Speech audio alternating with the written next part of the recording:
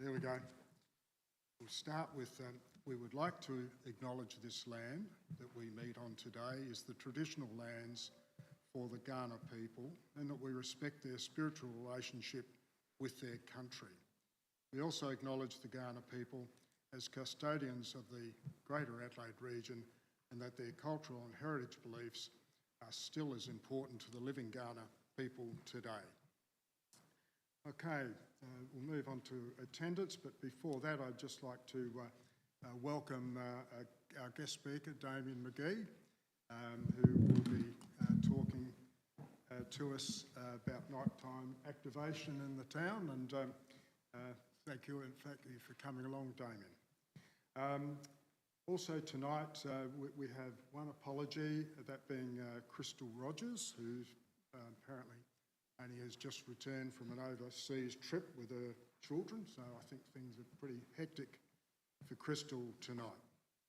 And next I just would like to mention the resignation of Stuart McDonald, and just acknowledge Stuart's contribution to this committee, albeit for a short time, but yes, Stuart is selling his business and hopefully and leaving the town for Semaphore.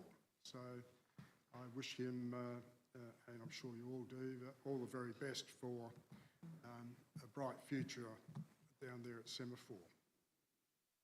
Okay, should touch on declarations of interest. Given the agenda today, is anyone any concerns about interest declarations need to be lodged? No? Okay. Leave of absences. Anyone would like? Oh, Helen? I don't need to do it. I've actually granted leave from council for the next month, so I will miss the July 15th meeting, and my proxy, which is Deputy Mayor Isaac Solomon, will attend in my place. Okay, thank you, Helen. Okay, could we have confirmation of the minutes? Has everyone had an opportunity to review our minutes from the last meeting? Helen? Happy to move.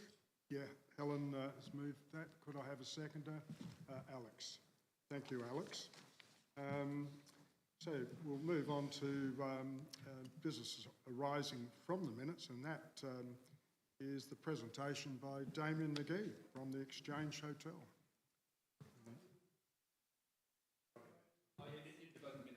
Oh, okay. Yeah. So okay. I moved. Alex seconded. Okay. Do we have a show of hands if... there we go. Okay. There we go.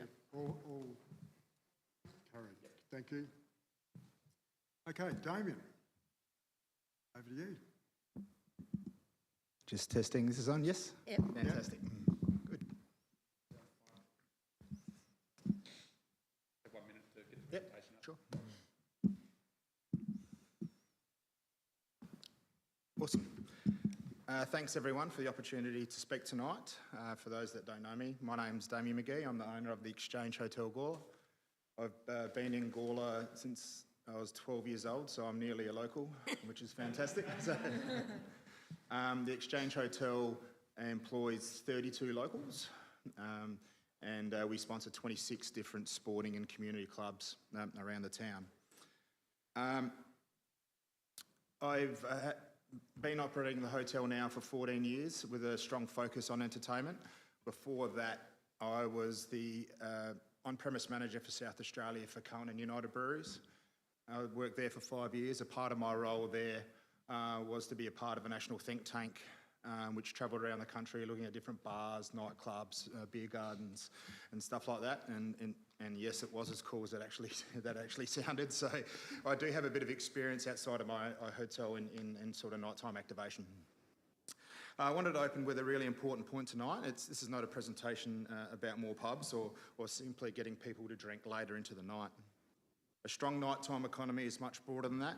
It's about jobs, it's about safety, visitation, community confidence, events, sport, and there's a lot of sport that's played at night in Gawler, so it does present a very big opportunity there. Entertainment, transport, public spaces, and just giving more people reasons in Gawler to stay here or come out in Gawler after 5 p.m. For Gawler, I think this is a very, very big opportunity. We already have the foundation, and the challenge now is how we just coordinate that. The core argument tonight is pretty simple. A stronger economy helps Gawler move from being seen mainly as a service town and more into a strong destination town. When I talk about nighttime economy, I'm talking about the whole connected ecosystem, which is after 5 p.m. generally the way it's defined. So food, beverage, retail, events, arts, sport, transport, public realm, and very importantly, safety as well. We've got a key number there, and thanks, Suman, for a lot of locally captured data here, which is fantastic. So there was around $154 million in local nighttime spend in Gawler, based on a number of daily data points. That tells us here that the opportunity moving forward isn't just theory, it's real. People are always spending after dark in Gawler, but it's how we coordinate that. The issue is that the spend is not always coordinated, it's not always visible, most importantly, and not always supported by a shared calendar or shared precinct strategy. So we don't need to invent demand from scratch, it's already there. The task is to make the existing demand more deliberate, safer, more consistent, and much more collaborative than what we're seeing at the moment. There's the next slide, thanks. This slide is really important because it frames how we think about Gawler more generally. We're not just a small local town hoping for activity, we're a growing regional centre with a real economic weight. We have a population of over 27,000 people and a gross regional product of over $1 billion, with more than 8,600 local jobs, over 1,400 local businesses and 1,300 employed residents. We also have a really strong identity, heritage which we don't leverage enough, established hospitality venues, sporting clubs, community organisations, and a strong recognised CBD or town centre. Gawler's positioning opportunity is strong. We can be the northern region's most convenient, character-rich after-dark hub, not just a getaway to go somewhere else. But the important thing is this: having the ingredients is not the same as having a fully activated nighttime economy. The opportunity now is to convert those assets into more visitation to our town, more reasons to stay local, and more repeat nighttime occasions. The current economy at the moment is very challenging, and everyone in business is feeling it. Inflation is still above where people would like it to be. Interest rates are still placing pressure on households and businesses. Consumer sentiment remains very weak, and people are cautious with discretionary spending. But the key point is this: cost of living pressures does not mean people stop going out altogether. What it means is that more people are being much more selective when they choose to go out. A night out has to feel worth it before someone leaves home. The offer has to be clear, the value has to be visible. The experience has to feel safe, easy, social, and worth a spend. From a hospo or hospitality perspective, general messages or generic messages like "come out for dinner" are less powerful than a clear occasion, live music, a theme night, a special event, a community gathering, a sports moment, a function, or a value-led offer. Premium still works, but it has to be attached to connection, celebration, or convenience. And if I can describe an example of that, where a lot of people will go out midweek in Gawler for dinner and look for value offers, and they might try the special for that night, which might be a $25 palmy, for instance. But on occasion or a celebration night, just say Tony Harnett's 60th birthday, people might be more inclined to go for a $55 Scotch fillet. So premium still does exist in an economy under stress. So the macro setting is not demand collapse at the moment, it is value pressure. That means we need to give people better reasons to choose our town. This slide shows that Gawler's nighttime spend is seasonal, event sensitive, and strongest when the town has a reason to gather. December was the strongest month at around 14.58 million. October was second at around 14.24 million. August was also a standout winter month at around 13.66 million. The August result is really important because it tells us winter does not have to be written off. If there's the right reasons to go out, winter activity can hold up, and you also might find that August time correlates with local sport finishing. Our community is really, the social fabric of our community is really aligned by sport and by our football and netball clubs in particular. They're finishing up around that August time. January was the weakest month at around 10.37 million, which is not surprising. People are often away, they are dealing with post-Christmas spending fatigue and household budgets tighten. The aim should not be to flatten our peaks. We want December and October to remain strong. We should be aiming to better monetise the peaks and lift the troughs, particularly January, quiet weeknights and some public holiday periods. Public holidays moving forward are going to be very, very tough for smaller footprint operators to operate. You would have seen with the Fair Work Commission last week, lifting a minimum wage by 4.75%. All business owners want to, make sure the staff get paid fairly and get paid more. Where that really hurts is when we want to open on a public holiday and we've got a barista or a barman on $76 an hour, which is what's going to happen with the new awards coming out once these come. So, and even at 4.75%, if I have $1 million payroll and already margins are slim, I'm finding $47,500 more coming straight out of my bottom line, plus superannuation, which comes straight off. Expect to see price rises, especially in smaller footprint venues. I've got an employment estimate here. There's no single official nighttime economy employment figure for Gawler, but conservatively it's around the 500 direct local jobs and potentially 650 to 750 jobs when we include security, cleaning, suppliers, transport, entertainers, and event labour. It matters because it's not just about spend, it's particularly, nighttime is really important about local employment and especially local employment for younger people. The seasonal rhythm is clear.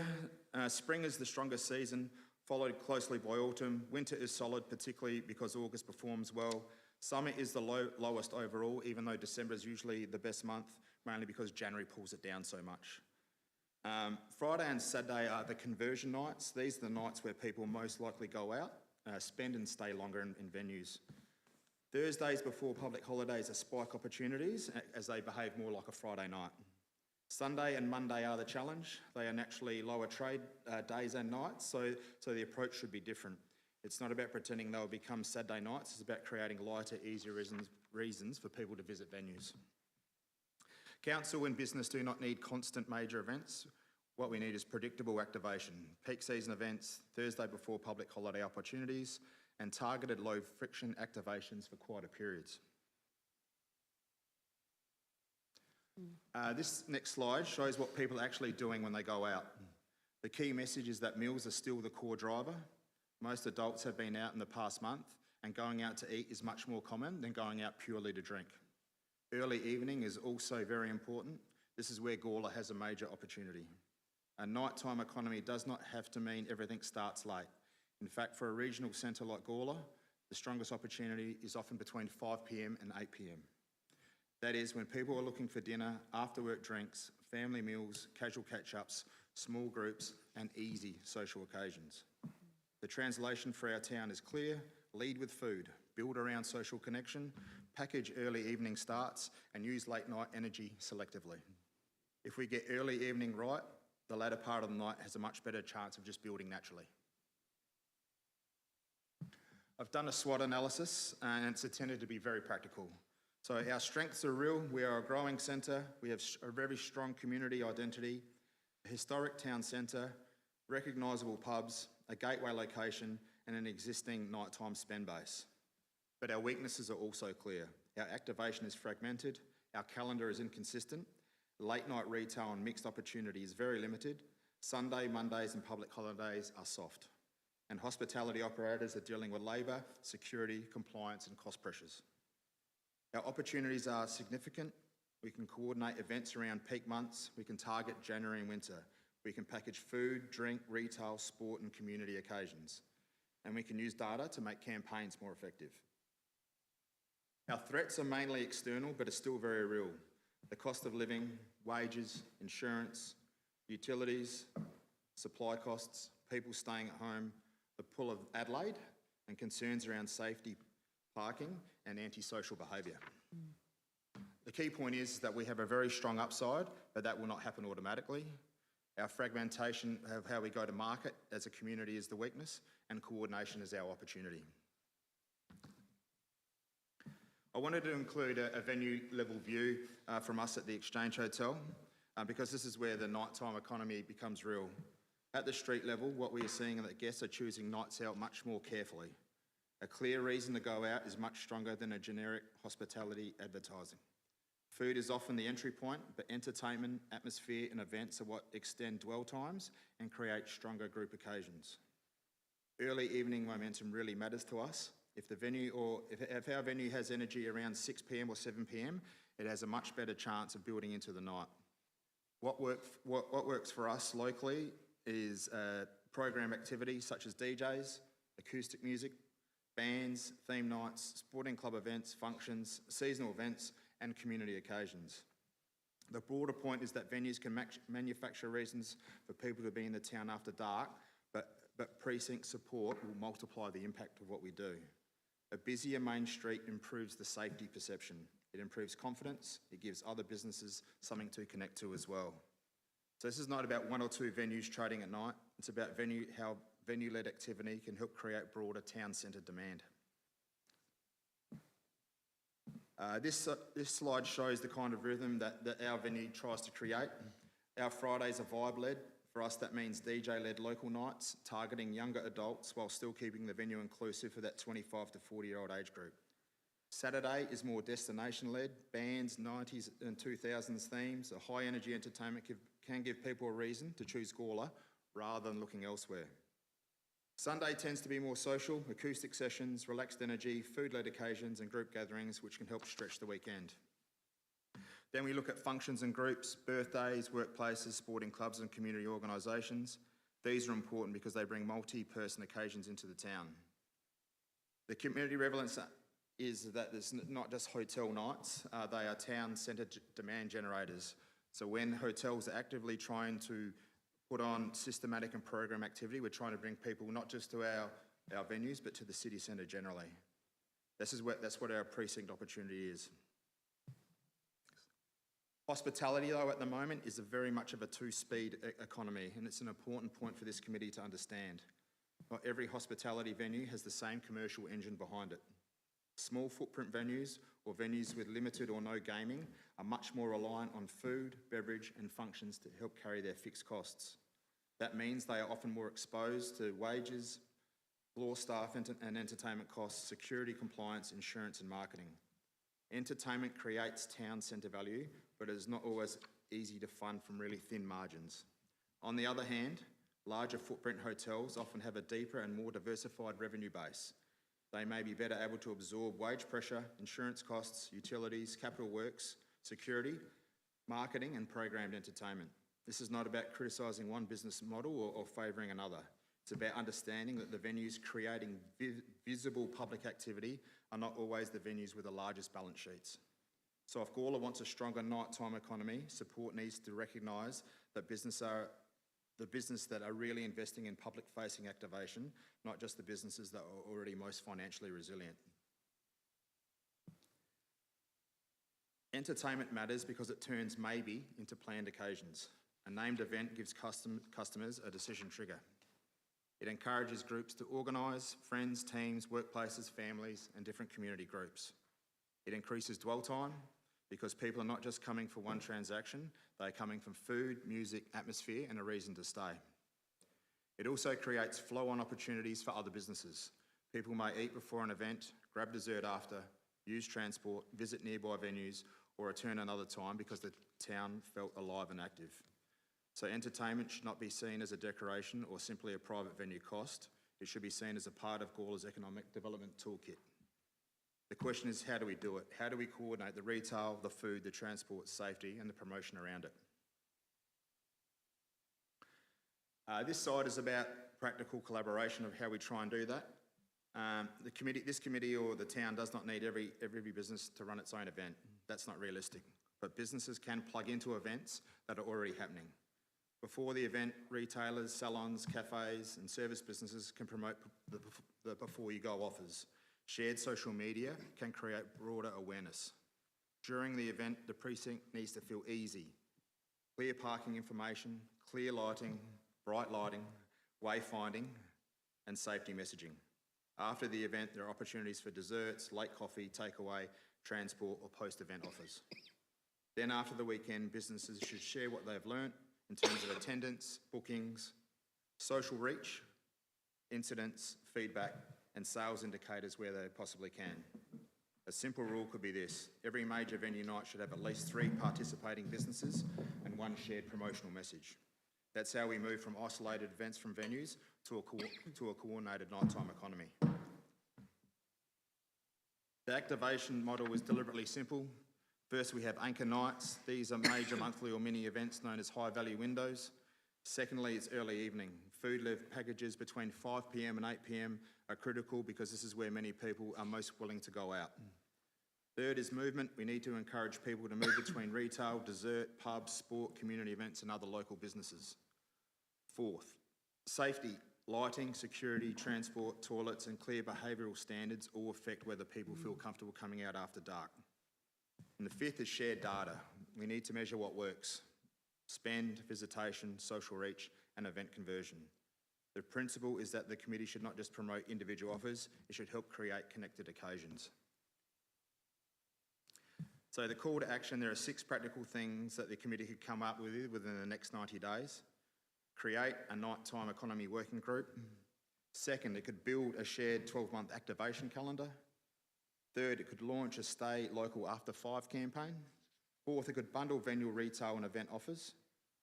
Fifth, it could coordinate safety, parking and wayfinding messages. And sixth, we could track monthly KPIs and publish learning back to local businesses so anyone could have a chance to win. The immediate focus should be to protect the peaks, lift the soft months and turn winter into a deliberate comfort and connection season. Ideally, we don't want to overcomplicate this. We just want to start with a working group, a calendar, a campaign and a real measurement rhythm. There are a number of different case studies which we can go into if there's any questions, but that successful nighttime activation usually combines 3 things. The first one is precinct identity, and a lot of these are New South Wales examples, but Enmore Road, New South Wales is a really good example. It became New South Wales' first permanent special entertainment precinct, protecting an established live music, arts and hospitality strip while creating clearer expectations for venues and residents that which are close to around them. The learning for Gawler is to, can we have an opportunity to name our precinct and back its role in our community? Second is diversified uses. The City of Sydney had used nighttime diversification grants to help small businesses trial different workshops, performances, talks and cultural activities beyond just eating and drinking. Whereas what the learning is so we can seed small experiments and then scale whatever works from that. And the third is to lower friction. So again in Sydney, an inner west trial precinct extended trading and allowed small-scale entertainment while making expectations around amenity, sound and safety much more explicit.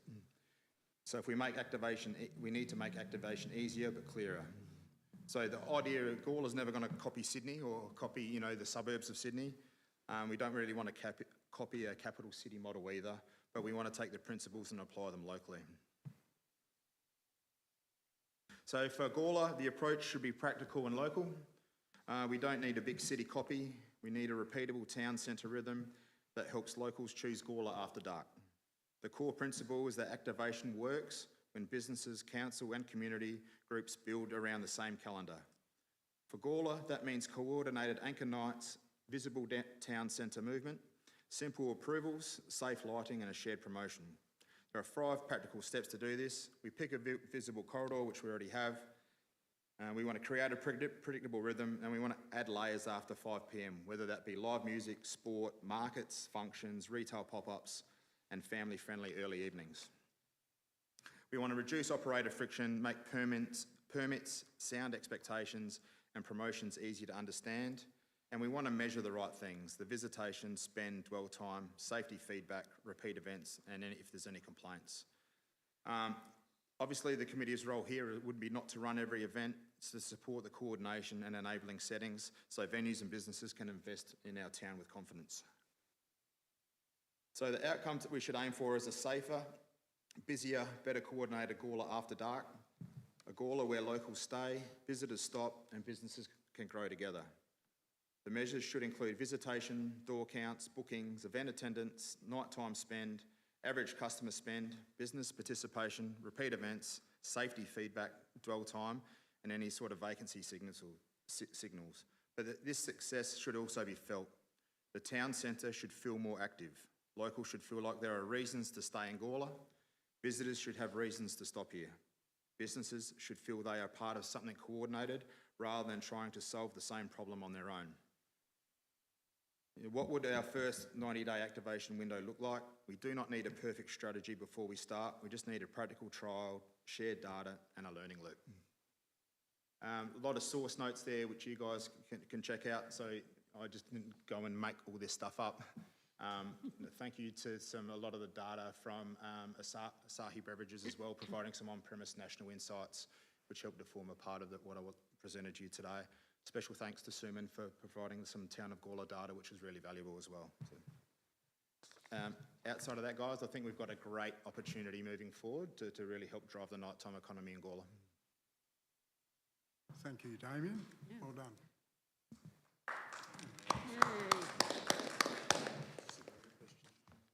Yeah. So, has anyone got questions for Damien? Yeah. Shane? Thank you, Damien. Appreciate that. Some years ago, you were looking to do sort of like a beer tasting trail type of thing with some combined pubs. Is that still something that could be rebooted potentially? Yeah, I think it's more than an actual beer tasting. I think we've got an opportunity to leverage our pubs more fully on the tour and not just confine it to beer. Yeah. Consumer preferences have really changed now, and beer is not a dying art, but it's it was some time the ago. RTD space, or the ready-to-drink space in particular, is what's really driving the alcohol category at the moment, cocktails and anything that's easy to drink. But there was a younger group 2 years ago that created a walking tour called the Gawler Mile, where they started at the Criterion Tavern and ended up at the Williston Hotel. Now, who knows whether that was actually a real mile or not, but it actually gained a lot of leverage. So, to give an example of how something like that could happen, if we still have buses coming through the town during gather round, for instance, how do we encourage people to either before the game come here and do a walking tour, or particularly after the game, if it's an earlier game as it was this year on the Sunday, so everyone is coming back through Gawler around that 2:30 mark. How do we get them to stay in the town and possibly do a walking tour? Okay. And years ago, you used to meet sort of informally as publicans. You still meet together at all? We have our liquor licensing accord. We have the opportunity to meet formally as a group, along with the Town of Gawler licensing enforcement branch from SAPOL and Consumer and Business Affairs. But you'll find we have a very strong relationship, especially the Gawler-owned hotels. So the Gianettos, Tony, myself, we quite often enjoy each other's company and have a beer together, and we quite often talk about the town and what we can do to help get more people here. And then you mentioned the gather round, as we touched on it a couple of months ago when we were having a discussion. You pushed pretty hard with it this year. Is it difficult? Do you? So the last 2 years of gather round, the first year surprised us with the visitation, and we thought there's a real opportunity here. So we invested strongly to do that again, and we didn't get quite the same uptake this year. Yeah. It is hard. We need the transport to we need the trains to stop at the CBD, which is Gawler Central, and then so people can actually get off and activate, so we can activate our CBD. Ideally, that's what happens. At the moment, they get off at Gawler, and I understand the state governments and even the AFL's point where they don't want too many friction points between people staying in the CBD and getting to a ground, which I understand. But at the same time, we want to activate our town. We want to take advantage of this as much as we can. And I think we have a lot to offer for an event like that. In future years, when our sporting precincts get developed, what we should be lobbying for is that one of the teams that are playing in the Barossa, can we get them to stay in Gawler for the week? Can you imagine a North Melbourne or an Essendon actually being based in Gawler? They're training at Williston Oval, and then they're going out to play at Lendyke. That's what we should be trying to market. Right. And finally, with the sporting stuff, with the tennis court redevelopment and so forth, remember years ago we used to have the Easter tournament.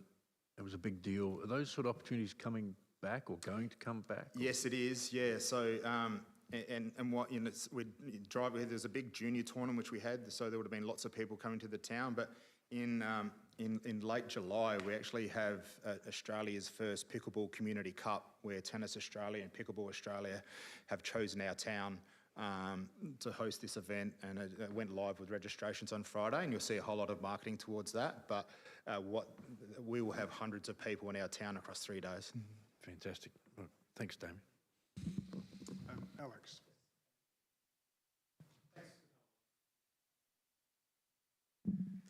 Thank you. Testing. Yep, it's working. Oh. How we going there? Yeah, Damien, thanks for coming down, mate. That was a ripper of a slide deck. You smashed through it. Just a couple of questions that you triggered. First of all, I really was fascinated by what you said, like, we don't need key events. We just need regular, predictable opportunities. Can you, what do you mean by that? Can you explain a little bit more about that?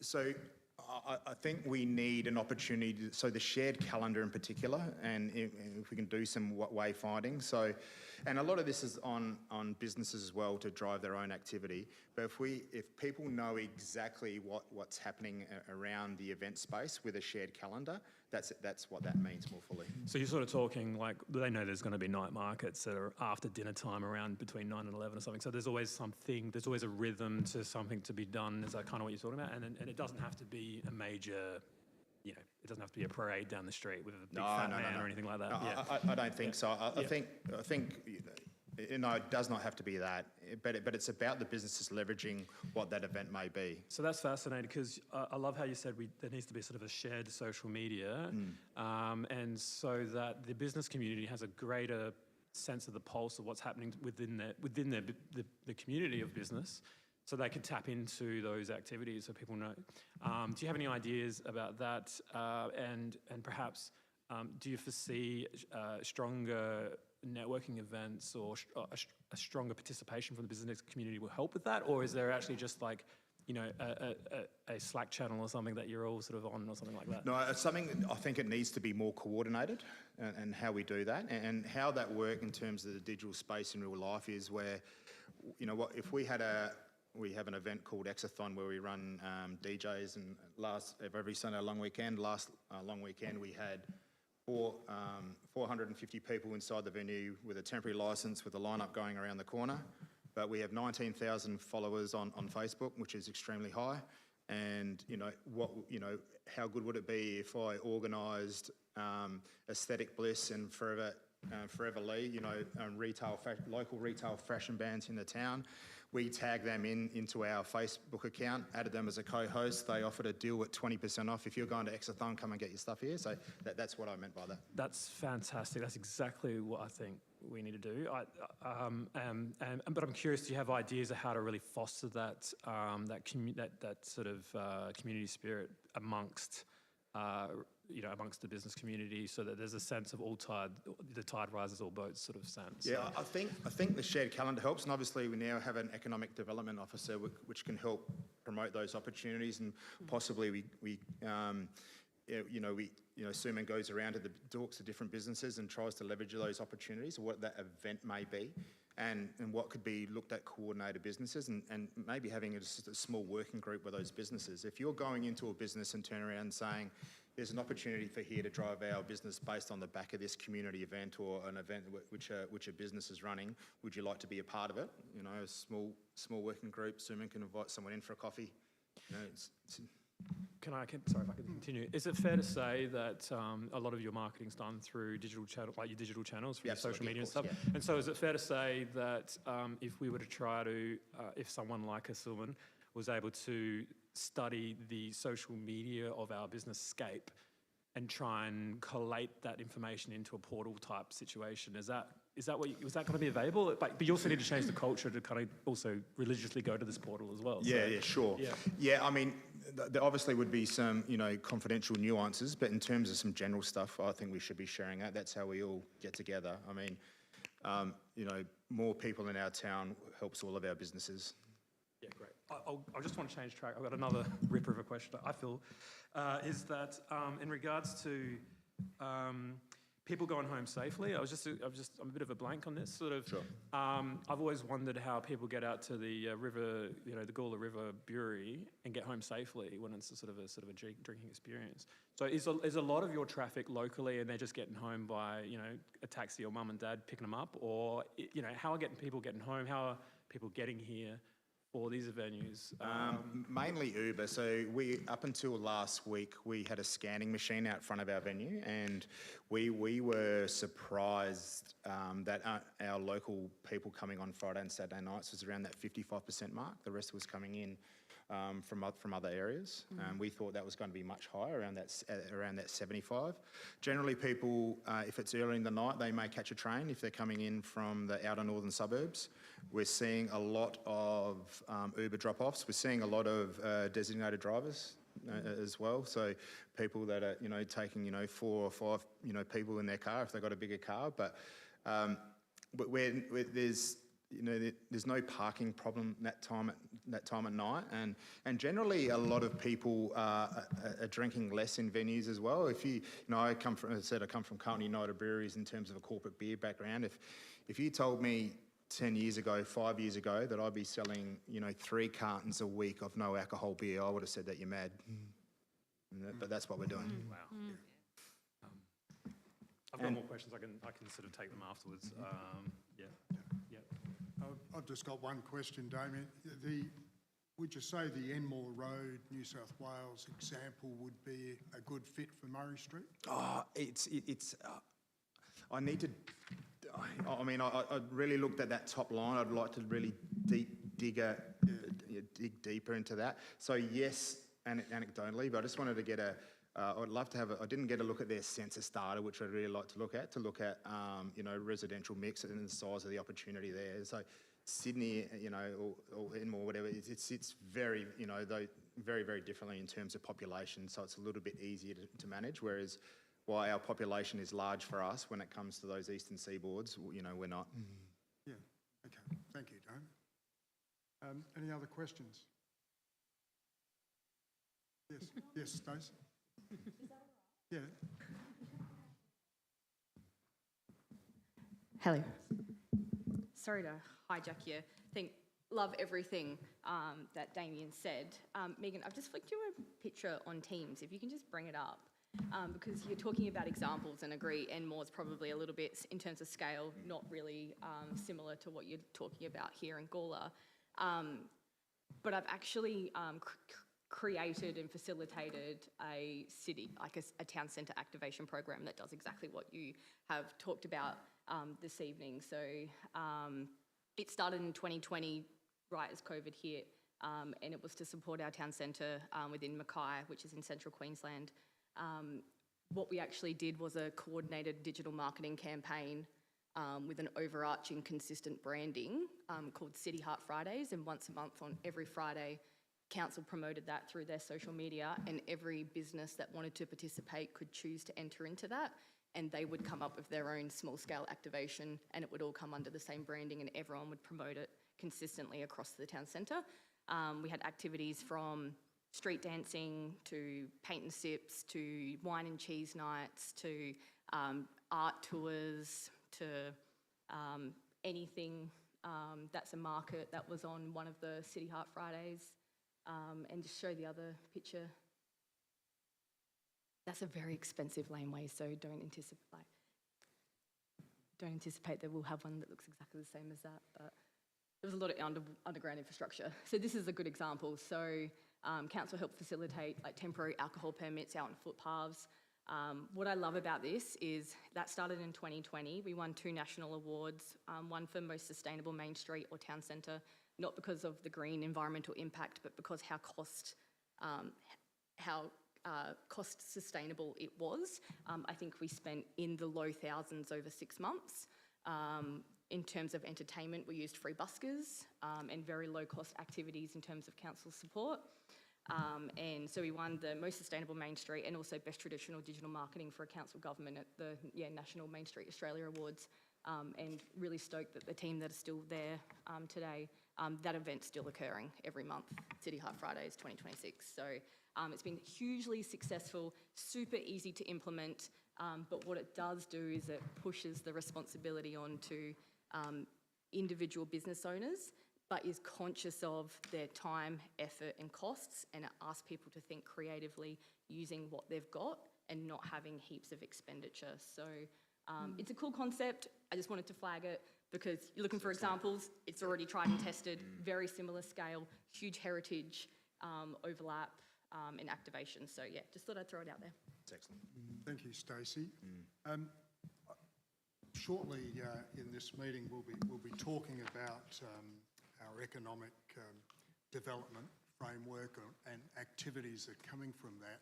And I think it will be important, you know, as we go through this, we will start to talk about what we as a committee need to do with some time to work out how we're going to prioritise these activities, right? And I think we'll definitely need to take Damien's ideas into account and certainly endeavour to do that, to make something happen. Yes. Okay, Alex. Thank you for giving me another. Yeah, Damon, is it? I agree. Just to add to that, in what capacity are you willing to sort of be consulted on, or to assist in the business community in sharing your insights like you have tonight? In say a future business forum, would you be willing to potentially share your talk in that kind of context in a business forum? If I get permission from my wife, yes. Oh, that's a weak excuse, Damien. No, thank you, Alex. No, I think the challenge for us is to listen to what Damien has said. I think we all agree these ideas are exciting, and work out how we can bring them into our list of activations, which we're going to go through shortly. Thank you, Damien. Well done. Okay. You're welcome to stay if you wish. Well done. Well done, Dave. Okay. Look, we'll now move on to our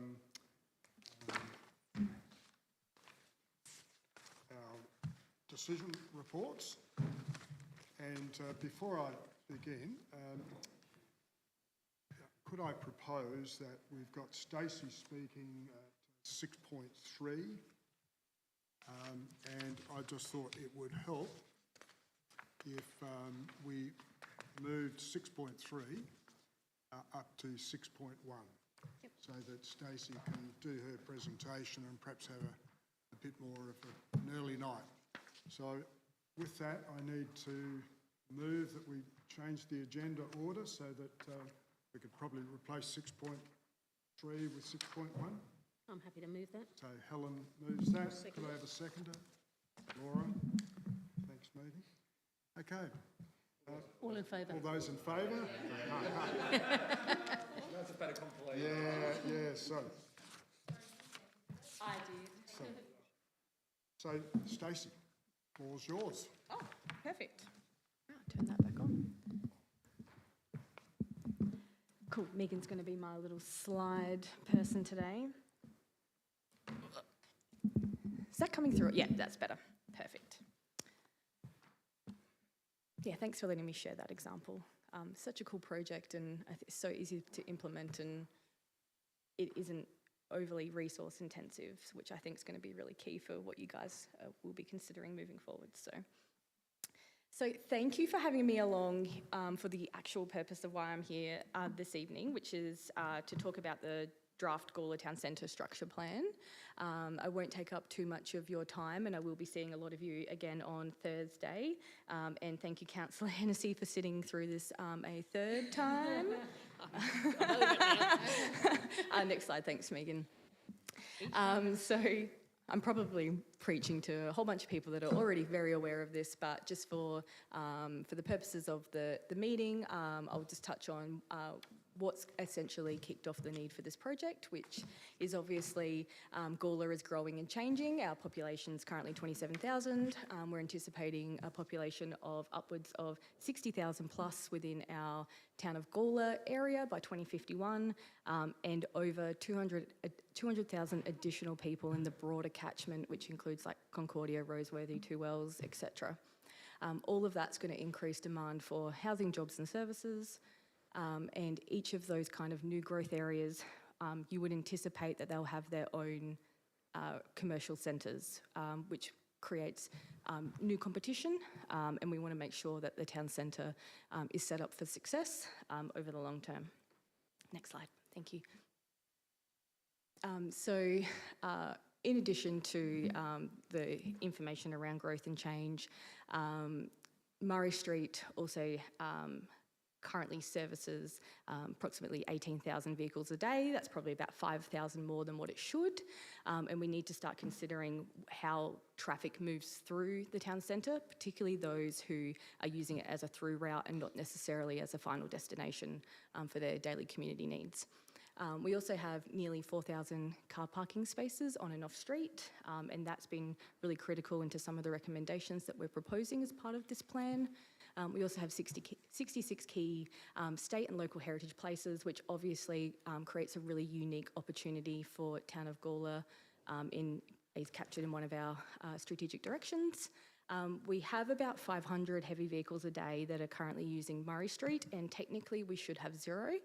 Our signage for heavy vehicles needs to be improved, and we will make some recommendations about how we can do that. Excluding the river corridor, our tree canopy cover is sitting at a very sad 12%, and we're hoping to increase that through projects within the town centre to bring that up to 30% over time. And really what's probably critical and really ties into part of the message that Damien's talking about as well is that we only have 36 residential properties within the town centre, and a lot of those are located along High Street. And I would argue that I think there's actually less than 36 people living in those properties. So when you talk about nighttime activation and incidental activation, it's just not possible because there is no one living here.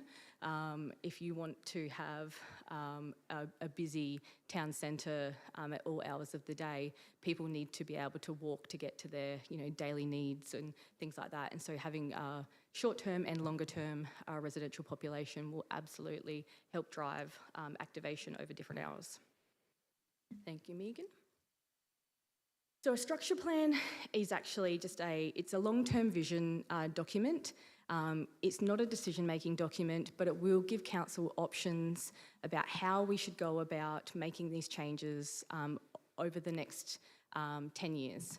So whilst the planning work for this project looks at the 20-30 year horizon, we're all very aware that things change over decades, and so our focus in terms of delivery is really over the next 10, and then there would be a review process for the following 10 years and so on and so forth.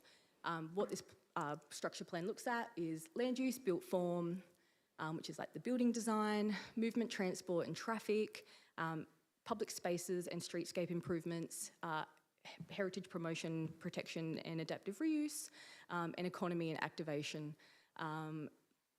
Also, the document makes a number of recommendations around potential changes to planning rules, potential investment opportunities and how we can go about achieving that, and infrastructure planning, which I'll touch on. For the purposes of this group, I've created a couple of slides that focus largely on the economy and activation piece, obviously. Thank you, Megan. So we started with a vision, and everyone in the BCRG is already very aware of what our proposed vision is, which is Gawler Town Centre at the heart of the region. On its own, it's fine, but when it's supported by the 6 strategic directions, it actually starts to make a lot of sense. So the first being heart of the region, the second being distinctively Gawler, which focuses on our heritage places and also our community, because I feel like it's actually a really great engaged community, so we want to leverage that. Good design, movement in place, vibrancy, and investment ready. And so obviously we started with some early engagement prior to even starting to draft this document. And what the community told us is that they wanted more walkable and people-focused environments. They wanted a reimagined Murray Street. That included things such as one-way Murray Street, angled car parking, no vehicles whatsoever, pedestrian mall fully, and speeding it up, slowing it down, and everything in between. And so part of our research and analysis has been looking at all those different options that were suggested by the community and coming back with a preferred approach to how that streetscape treatment should be managed moving forward. People obviously wanted better traffic and movement, which is associated with a number of those recommended changes. People wanted to protect heritage and character, but also wanted to see spaces used. People wanted more vibrant shops, cafes and events, which I think ties in really nicely into Damien's presentation, and also greener spaces and river connections. And so you see these little circles on the page when people have a look at the draft structure plan. The streetscape concepts show these little circles everywhere, which just demonstrates where those key design elements are situated. So I'll just focus on some of the economy and activation information that's proposed within the plan. Excuse me. So part of what we're recommending is a change to the planning and design code. What's important to understand is that this document does not facilitate those changes. It clearly just recommends that those changes be considered, and then if it is endorsed, council would then commence a formal code amendment process with the state government, and there would have to be a separate consultation and process with background studies, and the Minister for Planning would actually have to sign off on any of these changes. But what we are proposing is to change the zoning from what's called Township Main Street Zone to an Urban Activity Centre Zone. That probably doesn't mean much to people, but what it does do is it broadens the types of land uses and activities that could be accommodated within the town centre, and also provides some flexibility around some of the design criteria. At the moment, the height limit generally sits at 2 stories unless you go through a council assessment panel process and a very rigorous kind of process in order to get anything above that. The Genos development's a great example of that. What this zoning and subzoning looks to do is to create a little bit more flexibility, but with some very particular design criteria to ensure that we get height, scale, but also appropriate design outcomes, and I'll touch on that. All of those kinds of really strict design criteria is proposed to sit within the subzone, which I'll show you in a moment. What the plan seeks to do as well is to encourage mixed-use development, which we don't tend to have a lot of within the town centre, which looks at a mix of commercial retail activities at the ground floor, and then in the upper levels could be either office or visitor accommodation or long-term residential, and just creates a better use of space and activation day and night. What we want to make sure is that over time, any of those kind of incompatible land uses that may be situated within the town centre over time may have the opportunity to change and to be replaced with activities that more align with the town centre vision and promote that activation opportunity. Thank you, Megan. So this is the concept plan, and this is kind of a very planner map of where the proposed height is located within the town centre, and it ranges between 2, 3, and 4 and 5 stories at the maximum, depending on where they're situated. You'll notice around each of the different coloured blocks there are different colours. There's an orange, a green, a red. That dictates what's referred to as an interface treatment, which is basically how your design criteria would be applied to that property, which is based on what you're in proximity to. So generally what that means is, and I'll show you an image of how that looks in a moment, is generally you'd have like a 2-story at the street on the facade, and then design would be step back. As higher that it goes, the building design would be further step back, and so on and so forth. So essentially you wouldn't necessarily see the full extent of the building from the street level as a pedestrian. So as you can see so the left-hand column of all the crosses is the current Main Street zone and the opportunities that it kind of restricts. The urban activity zone on its own provides better scope for activities that align with the vision proposed in the document, but it's not until we introduce the subzone where we really get down into the detail where we can encourage some really good development. And so what I've done is the list of activities up there is what's currently allowed within the urban activity centre zone, and that's an established zone set by the state government, because we operate as one planning system for the state now. And where it's highlighted in orange is what's currently allowed within the township Main Street zone, and then everything in black is all the additional activities that could be applied. But what's important is obviously the proposed new design criteria would then apply to all of it. So next one, Megan. So I won't touch on the height again because we've already talked about that, but the design criteria also discusses things like active frontages, having a strong street presence and quality architecture, in addition to like the planning requirements that would be part of an accessible application in the long term. We're proposing also a separate design guideline which would touch on things like window treatments, shop front entrances, not patio, what's the word I'm looking for? Veranda, thank you. Colorscapes, greening, fencing and all those types of things where they're not traditionally part of an accessible application, but it's a great outcome that we want to be able to encourage with those landowners. There's a really heavy focus on sensitive infill and adaptive reuse. So I always refer to an example where I was in Townsville for a state planning conference, and the town planners there were giving us a tour of the main street and all the lovely heritage places, and they're like, look at all these beautiful heritage places. And I was like, yes, they're all like beautiful technically, but they're boarded up, they're all for lease, the whole street's empty, and there was no activation. They've ended up making huge changes to their town centre in order to have a revitalised town centre, because everyone basically abandoned the town centre over time. And we want to make sure that there's opportunities for people to be able to receive funds that can be reinvested back into those heritage properties that they may own over time. Yeah, I think that one's good. Thank you, Megan. And so, in reality, all of the design criteria can basically be shown kind of through these images.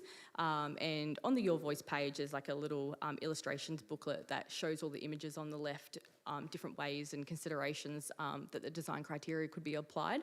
I think this one's a really great example of how you can demonstrate height and scale in a heritage context, where you'd have the existing piles building, 2-storey, very beautiful existing heritage place. But the rear of those buildings is generally unused, backyard, a bit of grass, maybe a parked car, bit of dirt, and not a lot of opportunity, because it really it faces the multi-storey car park on Finner Street. And so not a particularly appetising location for development. What this does is it would allow for some height and scale at the rear of that building, where you would basically, there'd be no development proposed over the piles building, and in that scenario it would actually be set back before the height starts to occur. Basically how that would look then is, if you're standing on the opposite side of the street and looked up, technically you should only be able to see just maybe the top 20% of the highest floor of that building behind. So that way, when you're standing on the street, it still feels like Murray Street as it is today, but there's people and activity happening around the edges that helps activate it without people even being aware. And again, this is another type of activity where it's less brand new build, and this one's adaptive reuse of an existing building. So the bottom building in the red square is Spend Less Shoes. Currently a single store brick building that fronts 2 roads, including Jacob Lane. There could be an opportunity to have a second story, which would be the street wall concept, where basically when you stand on the street and you look down the wall, that's kind of like what you can see. And then a third story could be stepped back, and then that could have a commercial office or an apartment. And you wouldn't even really know that it was there. It also brings in the opportunity for things like greening to occur, not just at the ground, but in the upper floors as well. Thank you. And so, activation and vibrancy for a busier town centre. So there's heaps of things that we are proposing as part of these streetscape concepts. And all of them are proposed in different locations and for different reasons. So yes, certainly encourage everyone to go and have a look at the concept designs, but part of it our focus in some of these targeted project areas is revitalising Murray Street for people dining, retail and events. So that includes wider footpaths, greater seating opportunities, more outdoor dining, better lighting, more greening. So that way, we talk about car parking. And part of what this plan does is we're actually not proposing to build any more multi-storey publicly funded car parks at this stage as part of the initial delivery of this plan, because we've gone out and we've done the audit and there currently is capacity within those existing on and off-street car parks. But it is important to recognise that with any new development that would be proposed within the town centre, they would need to provide their own car parking anyway. So we'll always have more car parking coming in than what's going out, if that makes sense. But what we're not wanting to do is invest in public money, rates money, until such time as there is an absolute need, and then that would be done appropriately. So yeah, having a look at the public realm upgrades, which is greening, shading, lighting and seating, and this ties into the car parking discussion as well, because part of that is about creating signage and wayfinding to get people to the right locations and as easily as possible, but also once they park in those locations, giving them a nicer experience so that way they don't mind walking 200 metres from their car park to the street, because they're not walking down Todd Street and it's a really narrow footpath and it's really cold and it's really windy and they're getting rained on or the sun's out and they're getting burnt.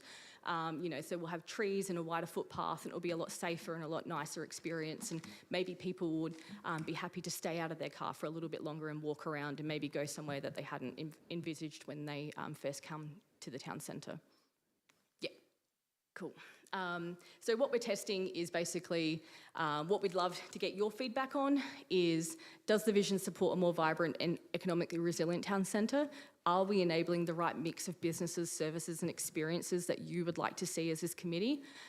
Do the proposals create conditions for more people, activity and investment over time?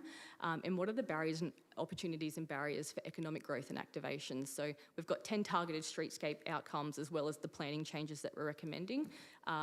So encourage everyone to go and have a look and provide any feedback on if there's anything that you think that we should change as part of the consultation period. And then I've just got some before and afters, and Megan, you can just flick through those. They're all available online. Definitely go and have a look. Thank you, Megan. And then I think there's just one more slide, which is all of the, one more, thanks, Megan. So I had it staged. I went and presented to a year 1 class about this. They were very excited. So this is all the different ways you can have your say. Obviously, Thursday, we've got the walking tour. We've got 2 pop-up sessions in the town centre still to come. Surveys are coming in. When I checked Thursday afternoon, we had 47, and I believe we'll have a few more since then. And I think this is meeting number 5 in terms of council's community groups that I've presented to. So thank you very much. Thank you, Stacey. Any questions for Stacey?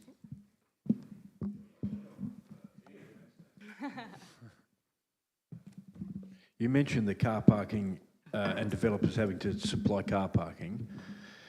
Is, when there's shortfall and they can pay into the fund, is that a mandatory sort of a legislated thing, or that's just right? Yes. So that they can elect to do that. Yeah. So if they're shortfall. So through the chair, it existed under the old Development Act, and there was a figure. It didn't translate terribly well into the new PDI Act, so we're stuck with the figure that we had under the old Development Act, which means we're charging like $8,000 to $9,000 a space, as opposed to what the real cost is to build car parks. Yeah. And yes, we've got 500,000, whatever the number might be, from cash in over the last 20 or so years. But there is legislation around it, and it did transition to the new Act, but the issue under the PDI Act is coming up with a agreed model moving forward if you want to index to present day value, Right. which no one's managed to get their head around, really. Because it could be a handbrake to any of these things happen. So if we had, say, 15 developments and there was a shortfall of 300 parks, so we've got $270,000, then presumably we would have to start to think about using, it's not public funds, but using that fund to supply a publicly funded car park. I'm always hesitant to give specific examples, but I use one.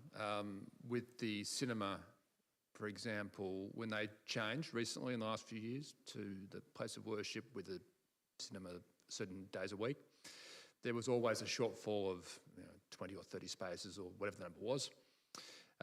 We don't hit the new owner with that shortfall when they move in. They're responsible for any net increase beyond what that shortfall was.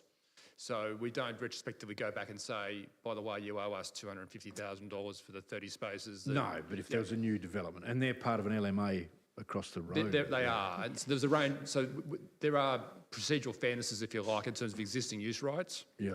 So they exist. But also there's room, and Stacey would confirm this, where effectively through parking assessments, you can use sites available at night time which aren't available during the day. You can always offset in various different ways. And council has been pretty flexible for the last, at least the 4 years I've been here in terms of that.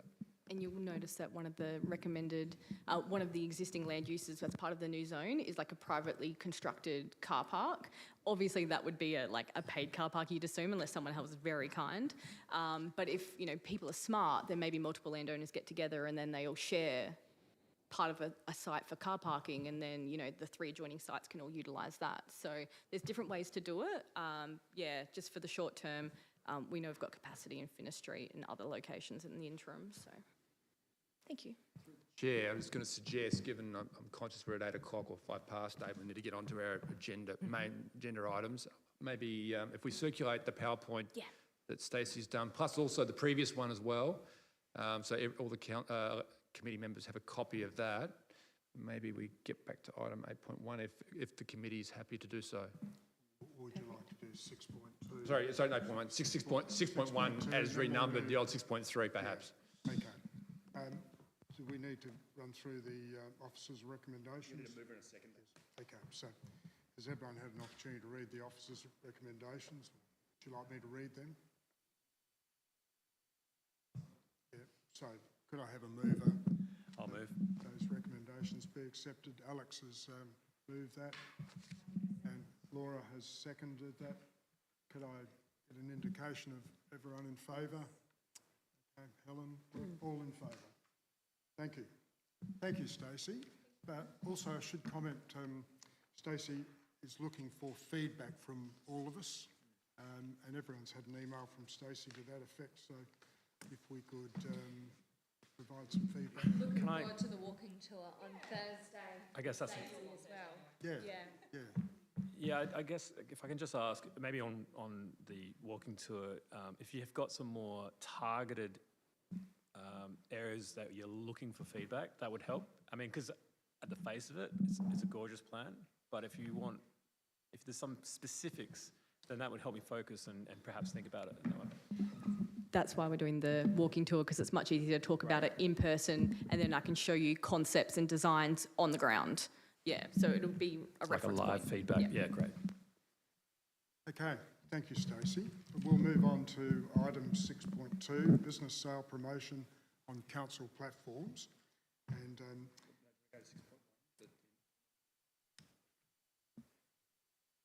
I just thought we'd do 6.2 and then make that. We're swapping it? Sure. So 6.2 remains business sale promotion on council platforms. Is that easy, Megan? Yeah, well, the other one's a big one. So look, I hope everyone's had an opportunity just to read the background of this one.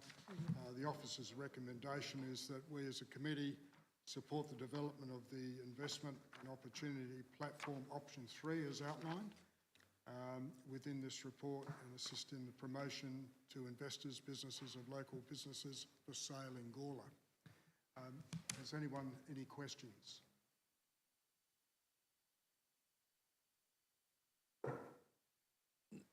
This has come about due to obviously discussion offline. I think that's probably the fairest option. 3 works for everything, I think. Thank you. Thank you, Shane. Any other comments?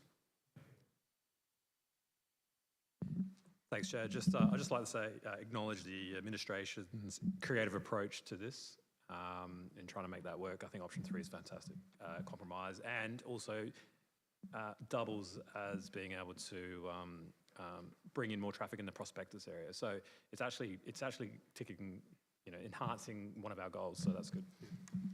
Okay, ladies and gentlemen, sorry, Laura. I just have a question, and it might be in here, I'm just trying to scan again now, but what do you expect the timeline, just so we can understand and manage expectations on this? Because is it going on the existing Gawler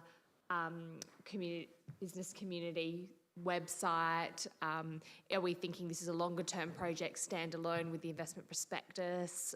What are we thinking in terms of, for administration timeline, just so we can understand our own expectations and the business community can? Thank you.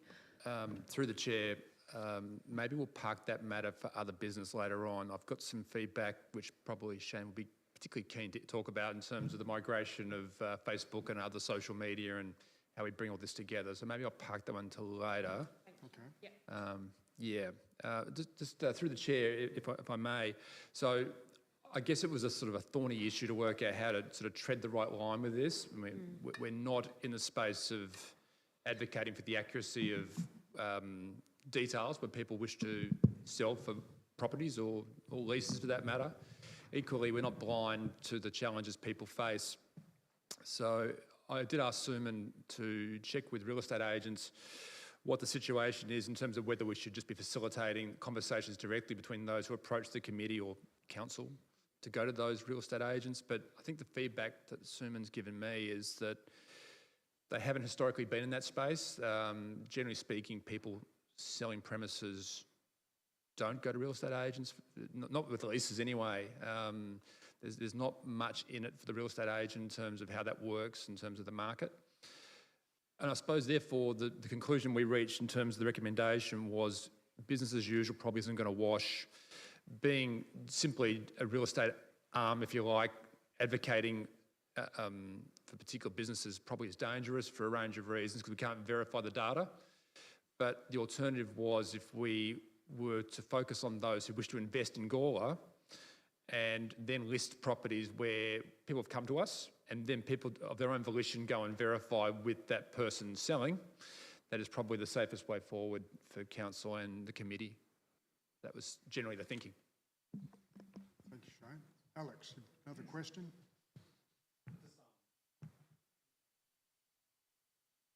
Yeah, that's fine. Okay, well, That's great. okay, could we finalise this matter with the, and would anyone like to move the officer's recommendation that we accept option 3 or support option 3? Shane moved. I'll second. Alex seconded. All in favour? All in favour? Thank you, Megan. Okay. Move to the old 6.1.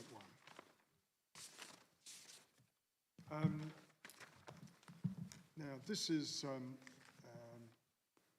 quite a significant document supporting this item, and I just thought perhaps we could suspend meeting procedures and just talk generally about this item for a little while. So, yes, Helen. Oh, yeah, sure. Yes, I Yeah, moved that's Helen, fine. seconded Laura.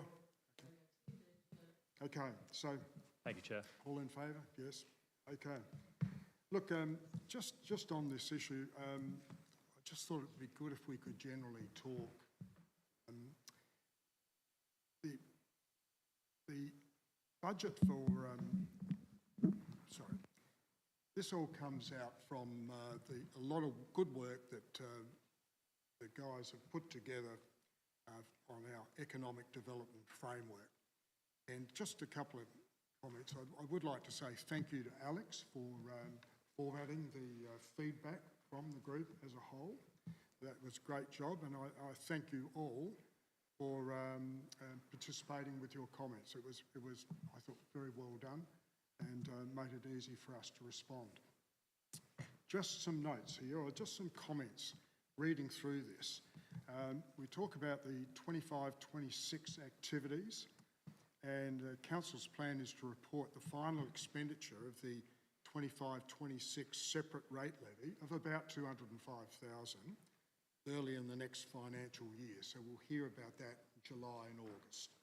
So I would also just highlight the two flagship events the Gawler show in August, the Christmas parade in November.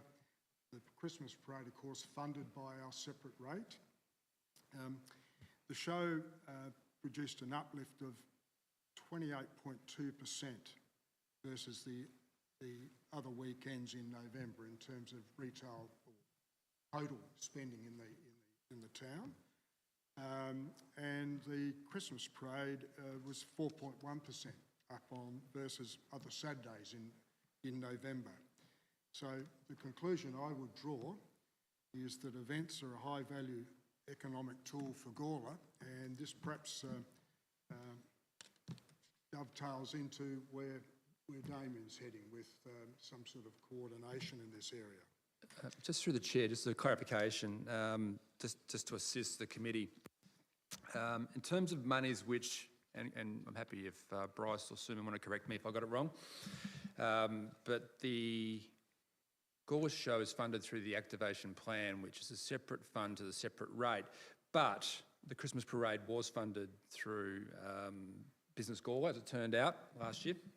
The Fire Horse 3-day event was also funded through the separate rate.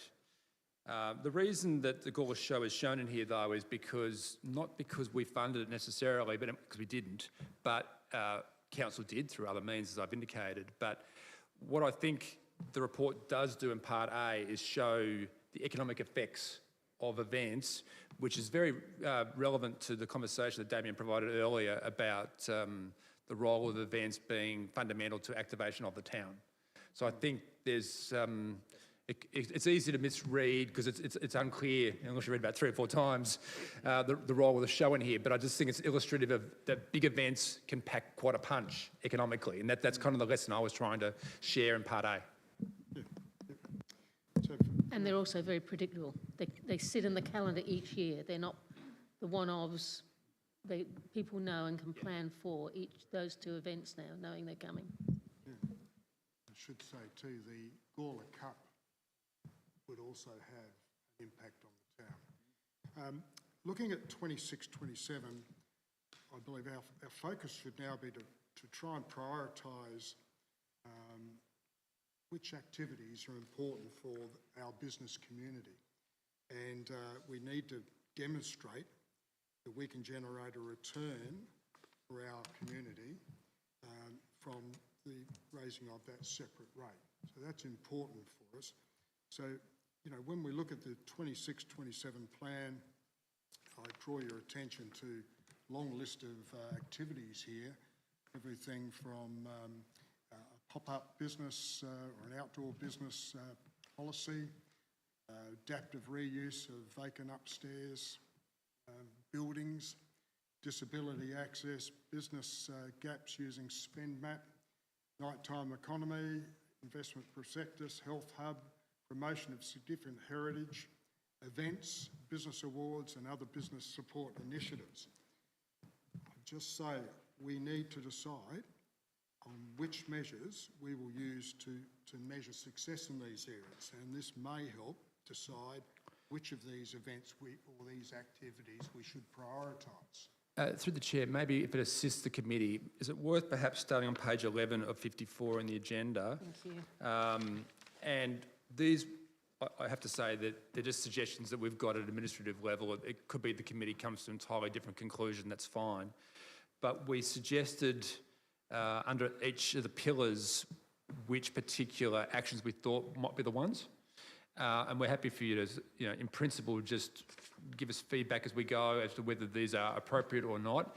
Bear in mind that at July we'll come back with some costings, whether we can do these internally in-house with existing resources or whether we're going to need to use separate rate money to get some support. Are you happy with that, Chair? Yes, but also I'd like the group to consider which measures we are going to adopt to say, which will really help define, you know, what activities we should focus on. And I was going to suggest, for example, that SpendMap statistics for local resident spending and visitor spending, 2 easy ones for us to get, and we can measure our success from a base there, a base of those numbers.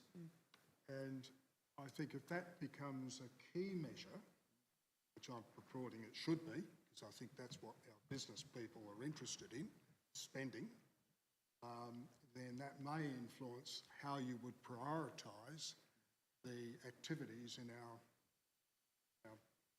economic development framework. So, as Andrew's just said, our next steps are that, there'll be costing of activities coming back to us in July, and we've got to work out how we can resource these activities, because Suman and Andrew are not going to be able to do all of it. Sure. So look, and then at some stage we've now got to talk about meeting frequency, as you mentioned. I think at some point, yes, but I think before we get to that, because I think that's kind of administrative, and we'll get to that, because I think we need to get onto the doing rather than the talking. I agree in terms of projects, but maybe, given we're obviously waiving standing orders, let's just go through the suggestions and whether there's a view, whether that you support or you don't support this, or whether there are in fact other things you would prefer to put in here out of the ActDev framework. I've got a question I think will help. Yep.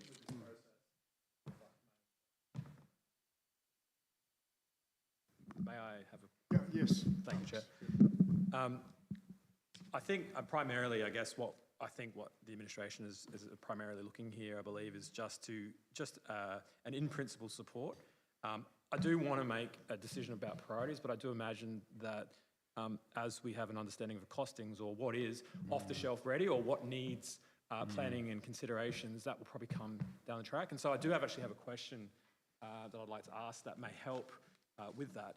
I mean, at the face of it, in principle, I'm in sort of support of this, and obviously more costings would come, and we could possibly have a lot more of a conversation with the administration in between time.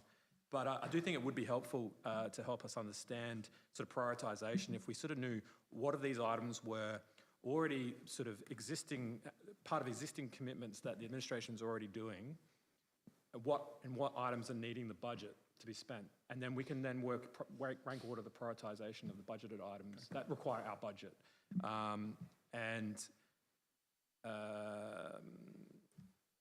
I think I've written another question that's more or less the same question, but I think if you get my point of view there, Andrew, do you be able to speak to that at all? Yeah, so we'll use as an example, a bit of a test case for the other ones, the first one.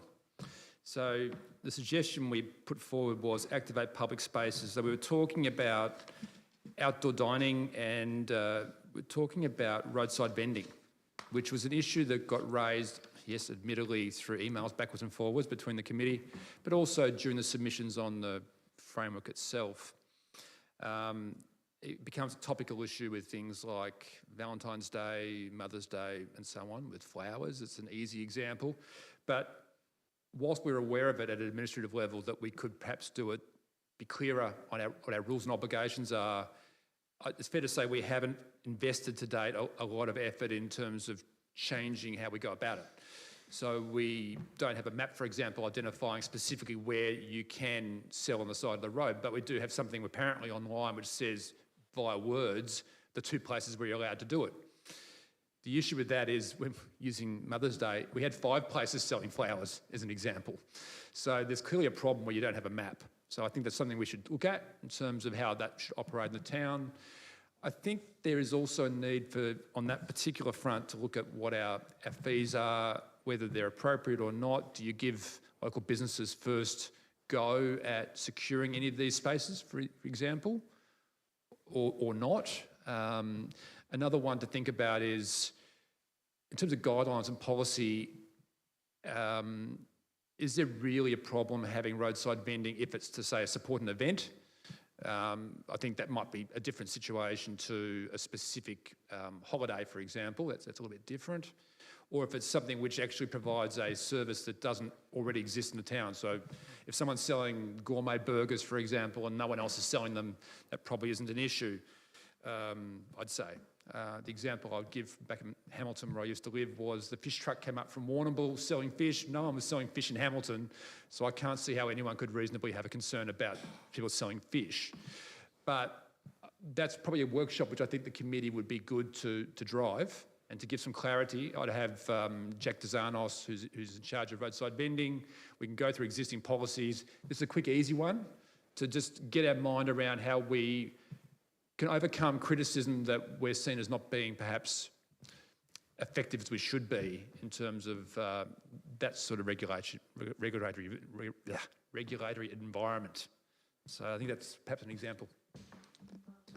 I'm also interested in that alfresco dining, particularly with the changes that could be occurring through the town structure plan. And I think maybe there are almost two separate issues here, because potentially it might be better to wait to intervene in alfresco dining until after the town structure plan has progressed further. And so maybe this even just needs to be separated in terms of we stage this. Maybe we look at mobile food vans and food retail that complement and where it should occur and how, separately to how alfresco dining is managed as well, because I think there's a huge opportunity on the main street that's a bit underutilised at the moment with alfresco dining, and it would be great to see that evolve, but probably not ready for that yet. So through the chair, maybe that's a good nuanced example of how there are elements of that action which we could progress and there are elements which you defer. So activation probably isn't the priority. Activation is not the priority because we'll defer that to the town centre structure plan. That makes sense. But the roadside vans we could deal with. So I think we could do it that way if that's how the committee wants to. We'll come back at the next meeting breaking that down. We'll have it on video anyway, so we'll be able to perhaps redefine that a little. Going back to, again, the question that was asked, use 112 as an example, 112C. So on that one, we've already started doing case studies as part of the town centre structure plan, but I doubt we'll have that finished by the time the structure plan is finished. Equally, we've got examples in recent times of the Petite Pair, the hairdresser, who's going through that process of adaptive reuse of their building. We haven't done a case study of that building, but it would be good to do so, to show what the challenges were, how they dealt with a heritage building, and the challenges and perhaps the solutions that we came up with. That might be useful. We've gone for a walk through with the gaming place in Murray Street as well. We could probably come back, if they're agreeable, the owner or the leaseholder, to perhaps talk about how that could be a good case study of how the building team can work with the landowner, come up with something which gives commercial value to a site. So if the committee's happy with that, that's how I would do that. So yes, this is one we've already started thinking about. We just haven't finished it. So I think that's a good case study, because ultimately one of the things the committee's going to want to look at is how we adaptively reuse buildings. I think there's room here for the committee to form a view and to guide council and provide not just pressure but suggestions. I just want to. Sorry, Alex. Come back to Perhaps we could come to these. Some of these are quite long term. Some will be ongoing. Perhaps we could focus them as immediate, short, medium, long term things. Spend map is immediate. What Damien spoke about tonight, he's given us a 90-day sort of a window where we could maybe try and think about delivering those sorts of things, including his working group doing some sort of trail that might start at 3 o'clock on a Friday afternoon just before happy hour, and there's some buskers, a bit like Stacey's example of where is it, Queensland, Mackay, or wherever it was. They're fairly quick, easy, smaller events. We have the 3 large ones.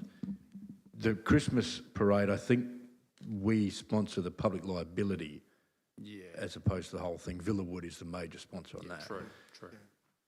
But so we can have those smaller events. It's a short term, and in the medium term, a lot of this is obviously part of the town centre plan, which is the activation and so forth. Our investment prospectus is something I'm really keen to see in a medium term as well. I guess, Shane, that's where I'm heading with this, is how do we prioritise? Yeah, and I'm dying. Like You've already covered that on page 12 then, because you've stolen our thunder, because on page 12, one of the actions, facilitate the night economy. So we're sitting here 122A, identify opportunities within the town centre that supports the night economy. That should be an immediate priority if that's what the committee wants to do. A 90-day timeline, we can create a working group and start working through that. Yeah, if we have it structured like terms, then we can show the ratepayers, this is what we're doing. This is straight away. Yep. You can assess us on this now. Yep. And we need to have some focus on events as a priority, I think, given I'm very keen to find out more about the things like the pickleball and those sort of things, how we can be involved in some sort of sponsorship to, I know they'll come to town, but to really get them to come to town. Alex, you've been... I guess I just want to bring it back to the question of what will help us decide on prioritisation is understanding the budget constraints. And there's obviously costings to come, and I'm curious how you're going to develop those costings. And I guess so the way I'm thinking about it, and maybe I'm thinking about it as wrong, but you have a team that is working on this as part of the salary package that's already covered by the administration. That's not part of our budget. That's not part of our 200K that we got to play with. I want to know what of these ideas can be kind of encouraged, we can advocate for that isn't necessarily requiring budget, and what does require budget out of the 200K pool that we have. Understanding what that is will help us understand what we're prioritising in terms of spending, in terms of how our obligations to the business community is with that level. Am I making any sense there? Yes, and I guess the answer, Andrew and Suman, is that by July, next meeting, you'll have some costings on these list of activities? Yeah, correct. I mean, so as an example, and going back to what the chair said, if you're looking at item 1.2121, page 11, the bottom of the page, which was analyse, escape, spend data with spend map, we've already forward commissioned that software. So we've already got that data, which won't be a drain on next year's financial budget, your separate rate. So we can do that, and there won't be a cost other than the cost of time, which is an internal cost which we're willing to bear. Yeah. And I think the same is true in terms of there won't be a cost, I don't think, to come back with the case studies on sites within the town centre, because we're already doing it anyway. That's a staff-driven exercise. But some things like, and I think eventually if we do the roadside vending, again, there's no cost for that. But there will be some things in here which definitely have a cost. I would suggest, for example... No-one costs too. Yeah. I mean, I suspect... I was thinking... The networking things, at least we have no-one costs. I was thinking of Damien McGee's presentation, for example. There's no cost creating a working group, but there could be some cost because you can largely grab a coalition of the willing, if you like, locally and develop that group. But there'll be a cost to develop that into a proper plan and to oversee that. And I suspect that'll be beyond the resources of Suman and I to reach out to everyone and coordinate a campaign on that. We can actually make sure the campaign is delivered, but we need someone to do the deeper dive on how we actually get that. It might be, yes, we have Stacey and other people we can co-opt in, but you're still going to need some more legs. I mean, it'd be amazing if we could, activate the business community to feel inspired to run that, and maybe that a subcommittee comes from the business forums that that can run that. And I guess, look, and again, correct me if I'm wrong, but I'm sort of thinking we've got a finite amount of money. We've got to try and kind of earmark what we want to spend going forward. There's already things that we kind of, we know we want, which is like the business networking events. These all have fixed costs. Yes. Once we've got that all down, whatever's left in the bank, we can then go, right, let's prioritise this into events because we understand it's a high return on investment, and then we can really narrow down and go, right, this is what we've got to play with. And I think that needs to happen until we dream build. I think we do need to narrow in a little bit. And I do note that, this compared to the greater framework, I note that you've already sort of made some suggestions that based on the reporting that you did from the last 12 months, which is great, and I agree with that. And so I agree to the first part of this motion, absolutely. Second part, obviously, we do need that costing, and I think what's important to understand is that I don't know whether we're going to make a decision today, Chair, about prioritisation or even dream building, essentially. No, I guess my question is basically how do we do that? And I'm guessing we can't do that until we get July input of costs for each of these. Well, through the chair, if you're happy, we can just give you a dollar figure for each of the things we've suggested. And if in the upcoming 4 weeks you're looking at the active framework, albeit draft, which will be going to council in July, and you have other thoughts as to other items you'd like to see included in the mix, then you can come back to the council and indicate what they are, and we'll get them costed as well. I would say, for example, page 13, 54, we've got 3.3 events. So that's listed specifically as an action. You would probably link that back to the nighttime economy. So if you did work on the nighttime economy, you'd probably come out of that thinking there might be some opportunities for grants. I noticed that was an example there about grants for certain events to occur. That could be where the committee sees itself in a sponsorship space. But I think, the working group could actually do both. It could be focusing on, the activation process, but what leverage does the committee bring to the table in terms of, okay, if these are the things the group wants to do and there's a sufficient support amongst the business operators on the ground, this is a gap that the committee can fill. And I think that's where I think the events calendar segues nicely into the nighttime economy. So it's how you bring actions together. And I think that's what I'd be suggesting. For certain markets anyway. I mean, the other conversation Shane and I've had online, which probably we've all shared, is the community has over the years experienced quite a number of larger scale music events and the like. That's not just something that happens in the main street of Murray Street, but these could be things that happen on ovals and the like. There are plenty of councils that have done that across Australia over the years. So don't think of events in terms of just the nighttime economy. It could be to different demographic groups, family groups, whatever. So there's a range of other things we can also bolt onto the events. Is it fair to say that that the administration or your team, what is your team called, by the way? What do you? I mean, The new directorate, as of about a week and a half ago, is Community and Growth. Community and Growth. Okay. So your Department of Community and Growth, are they working concurrently on all these figures in some capacity, or are you waiting for us to say, go for this area first? Like, what do you need from us to make you succeed? Well, we've suggested where we think the priorities are. So we've picked 3 to 4 in each pillar generally. Some of them we've already started working on, some of them we haven't. And if we've identified 3 or 4, we've probably not provided 6 or 7. So we've already filtered to a degree from our end what we think there's capacity to do, whether it be through resources or through separate rate money. Having said that, we haven't come down with a detailed costing yet, and we haven't given you immediate priority versus something we do in 3 to 6 months and so on. So we could give you both. We can give you a costing and we can give you a suggested prioritisation of the things that are here, which will allow you to have a more informed debate maybe in July where the dollars hit the ground. You go, yep, we're going to put X number of dollars out of our budget into doing X, Y, Z. Well, Except that in July we're also talking about the Business Innovation Hub, aren't we?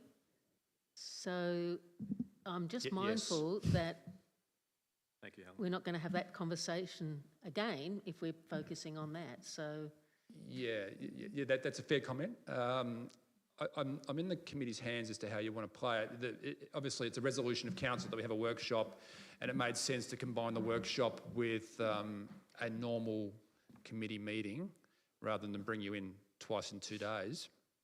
But if the consensus of the room is you want to, even if it's outside a formal process here, to have a workshop where we just go through, we come back to you prior to the next agenda where we give you some costings and some priorities, and we have an informal meeting just to work through it before to make it easier on the night of the committee meeting. We can do that if that's what you want, although of course that's more work for staff and it's going to move faster. Could you circulate it by email so that we can have an online discussion? That seems to work well with this group. Let's do that then. Because we're endorsing this in principle, and then In principle, yeah. we can I guess so. prioritising, we can work through. And there's obviously a lot of room for be creative about what events and how we spend that money. But I do think that there's already a bunch of items that clearly are going to come out of the budget, and I want to know what's left of the budget. I just feel like, it's not going to go as far as I think some people think it's going exactly. to Because the number isn't 205, 210, it's probably a number of more 140, 145. But we do have the resources of administrative labour. You do. Right? And so your team, which is worth over $1 million of labour annually, is working on a lot of problems. To remember, there's one economic development officer and there's someone else who manages the visitor centre. You've got there's several roles all delivering different council plans and strategies. I think we need to remember that while Stacey's doing the town structure plan and leading that piece of work in Andrew's team, that is a full body of work on top of other things. And then Suman as the economic development officer, I think we need to think about it as being essentially one person needing to deliver or coordinate the delivery or work with other areas of council which already have things in train which we can piggyback on.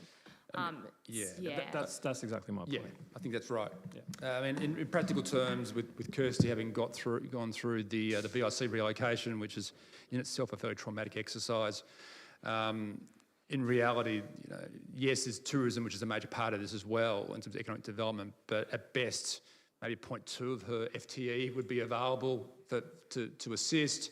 Suman, yes, you've got him. He's a captive audience. To a degree, you've got me as well. Bryce will at some point be doing a few other different things. So we're a bit stretched, but we'll do what we can, and what we can't do, we'll tell you. But that's where I think we use the separate rate money as best we can to see some on-the-ground support and actually delivery. If I can jump in. Part of the discussion we've been, several times tonight, we've talked about a calendar and coordination. And I actually think that ties into a bigger role where the council has of what's on in Gawler. So it's almost what we used to call the community information, and that does tie in nicely with the VIC. So I think there's some coordination there that could work, and has been done in various stages, good and bad in the past. So that's not hard to do. I was looking through some of the actively investigate, promote and support events, and for some reason we've grabbed Open Garden. I think, from my point of view, given the response to opening Para, it should be more the open doors than the open gardens. People are very, very curious to get inside some of our old buildings and learn about what's in there, what's the history. So I just throw that in, Suman, I'm very happy to help you provide some more of that information. I would agree with that, Helen. Yeah. Yes, I know that's You're the not one case. trumping around green lawns, you'd rather go into Yeah, I know we've got some magnificent old Yeah. buildings, Yeah. and people are interested in what's inside. And that segues into using the resources that are already here in the community. We don't have to employ a contractor, a consultant for that. We have got people bending over backwards to provide that information. I mean, I think the way I community. tried to argue in terms of the wording was that actively promotes Gawler's history, buildings and landscapes. Yeah. So I'm more than happy to take it more literally, or Yeah. more liberally, that it could be a combination of different ways of So again, encouraging asking people in the community who are already in that space, Yep. what do you think would work? Would you be prepared to work with a group to get that going? Yep. Again, I think that's, again, a role for the visitor information. I know it's only one person, but maybe that's the tag there as well, so. Look, could I just finalise this bit informally, and to say, look, where I believe we're at is that Andrew and Suman will come back to us with a list of priorities before the July 14 meeting. So that Costed priorities, yeah. costed priorities, so that we're then able to communicate via email with each other and try and come to an agreement on what we think are the top priorities that we can proceed with. Through the chair, I know I said we're waiving standing orders and I keep on saying through the chair, so my apologies, it's just bad behaviour. I was also going to mention under 4.1, which is page 13, we've talked about small business friendly council initiatives and the business awards. I think, yes, it's true that BG did business awards as well, but my experience is that business awards can be quite a significant thing.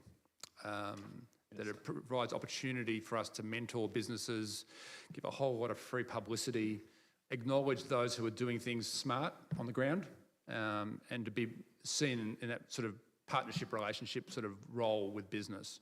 So I would strongly advocate that one as a priority, just waving that flag. Can I please speak? Apologies if I'm not doing it in the right governance structure, but my understanding was that from reading this report that you were going to provide costings on every item that's in this framework in some capacity, and then we were going to be able to make a prioritisation. Is that right? Or are you looking for us to give you, in this meeting, an indication of what we want to prioritise before we cost? It's a bit of both. I think given the number of actions that are in the economic development framework, and it's over a period of a few years, that we're not going to be able to do everything in the framework. So I've already covered it down by about 2/3 to give you this list. It may be this list is still overly optimistic in terms of how much we can deliver, but I guess I'd like some in principle. You generally haven't got a violent objection to what's in here. It's worth costing and coming back to you with, and then if you want to narrow it down any further, you can do that at the July meeting. Would At the you? July meeting. Yeah. And you would cost the more short-term things so we can get a budget happening for 26, 27, yes? We'll try and cost as many of these actions as we can. Yeah, and then with the business awards, expos, things like that, major events, I would envisage that we would contract that out to someone to organise, yes? And that's where the money would go, perhaps as far as Yeah, this. and that whatever's in the budget left Yeah. over is when we think about those things. Yeah. Yeah, that's correct. Okay, could we go back to standing orders? Yes, please. Yep. So do I need a mover for that? Someone move that? Laura, seconder, Shane, all in favour? Okay, so coming back to item 6.3, the budget 26, 27 and event impact, economic development, the officer's recommendation.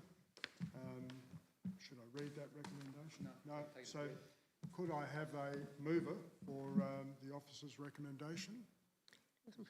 Alex moved, Shane seconded. All in favour? All in favour unanimously, thank you. Okay, we move now on to information reports. Item 7.1, Business Innovation Hub, history and current position. So, has everyone had the opportunity to read through this?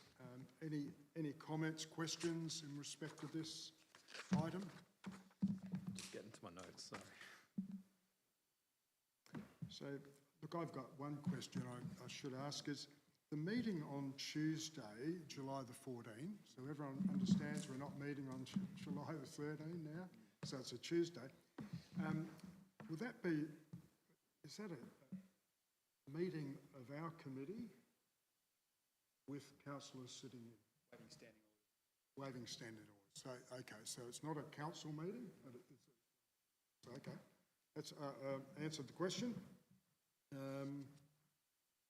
Okay, we've got an officer's recommendation. At this stage, I think there are no other comments or items for discussion here. We note that the officer's recommendation outlines the three options for the Business Innovation Hub, and will there be a recommendation at that meeting? Through the chair, I mean, as Shane and others in this room know, the hub's got a long history. Yes. Some of it colourful, some of it not. After the workshop's been held, there won't really be a resolution at that point in time, but I'm expecting that the council will wish to see a further report come forward as to what governance model is appropriate for the hub. And there may be a range of different views as to what that model is, but I guess the purpose of tonight's report was just to give a bit of that history and try and do it without giving an interpretation from our point of view of what was good and what was not so good in terms of that history. I've done my best to listen to what Shane says and to take on board his more comprehensive history than mine. But yeah, I think it's just a case of recognising that perhaps the hub is more of desk for hire situation at the moment. We would acknowledge that. It doesn't provide any mentoring support services. Yeah. It did historically do so, but for a range of reasons, council moved away from that as per the report. And the real question is, if you were to keep a hub going and be a genuine innovation hub, how would you do that? And to be fair and transparent and equitable to all parties. So that's the topic of the workshop. We're not going to profess to know the views of the committee or the council on that front, other than to say that we agree that status quo isn't the right answer and there should be something either better managed there or you do it differently, entirely differently. Thank you, Andrew. Questions? Alex? Thank you, Chair. Has the council or the administration, perhaps in the past or recently, considered seeking direct tenders from commercial players in the co-working innovation space? People that organisations that obviously have more than one already as a franchise, who, as an opportunity to effectively just turn it in. Yeah. So I understand there used to be a player, but then they run away during COVID. Don't blame them. Isn't there an opportunity just to? And maybe this is what will come up in the workshop. But has that been a considered thought? That's either a question that Bryce can answer, or it's probably a question that Shane could answer. But I'm happy for you to draw straws and work out who knows more about that. But it might be a bit prior to my time. Certainly in my time, the last 4 years here, we haven't done that. But I can't really speak to previously. I suspect not. But Initially, the operator was a private operator. The new tenant that's in there currently, is that a result of the fire? So is Business Hub SA up here full? Do we know? they approached us. Yeah. For a very short period of time. Yeah. So it's not a permanent, yeah, right. Because obviously Business Hub SA now they've got nearly 30 of them around the country.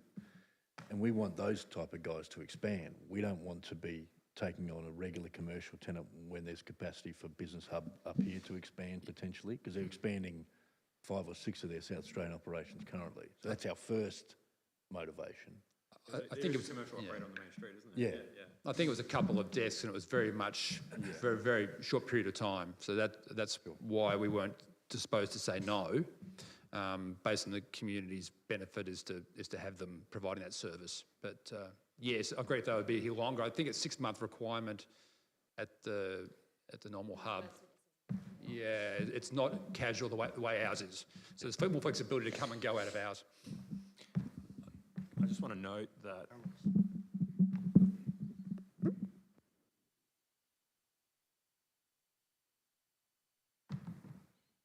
Turn it off.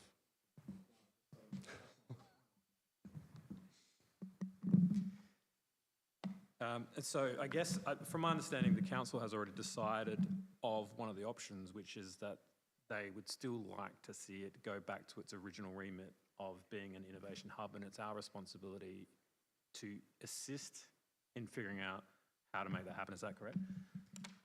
Not entirely. The decision from December last year, when the draft economic development framework was being presented, was that there was support for the innovation hub as it was.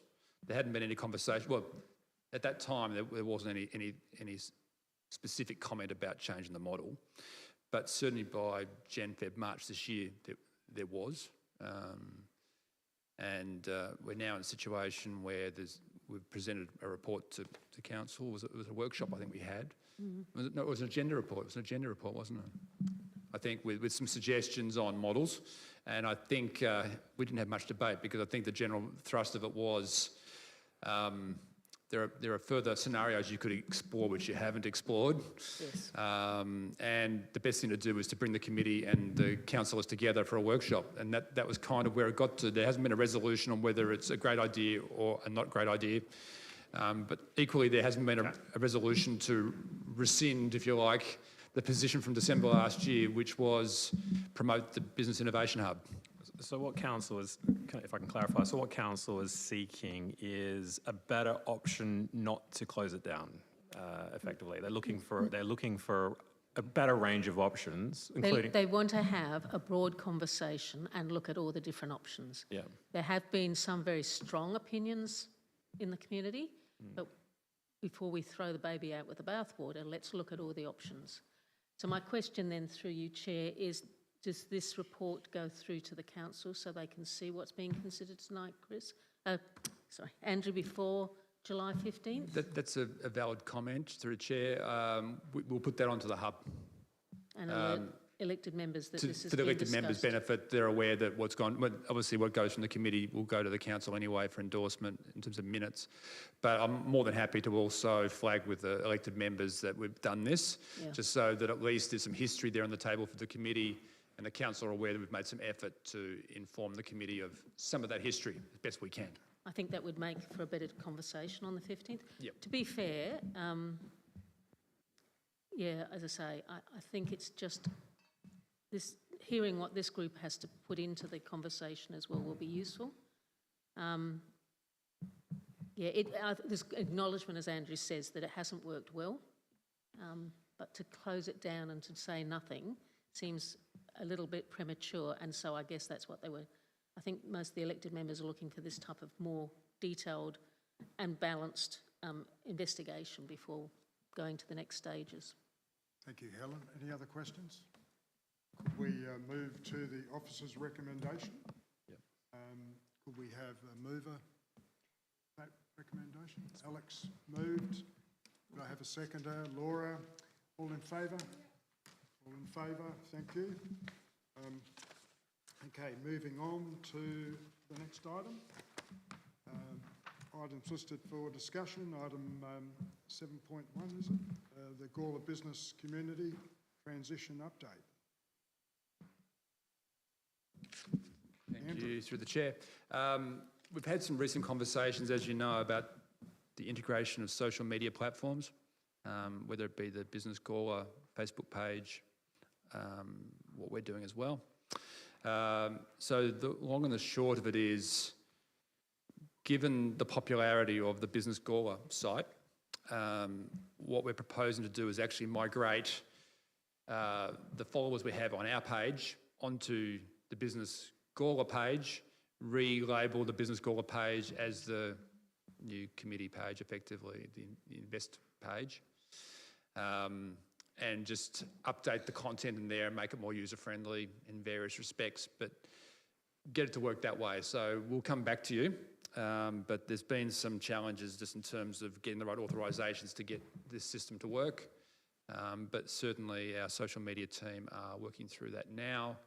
But we're better off leveraging off the 7,500 members that are there and connecting our 250, 300, whatever the number is, into that, making sure, however, that the information that's there is accurate, relevant and easy to follow. So that probably links into the earlier conversation too, which was about if we're going to at some point have information, might be through Facebook, but through perhaps websites and other social media sources in terms of how to invest in Gawler and those businesses that seek to sell in various ways. We'll come back to you with some further information once this migration is resolved, which will touch on all those things. But hopefully that should be in the next few weeks. Thank you, Andrew. Moving on to the next item, our upcoming priorities, item 8.2.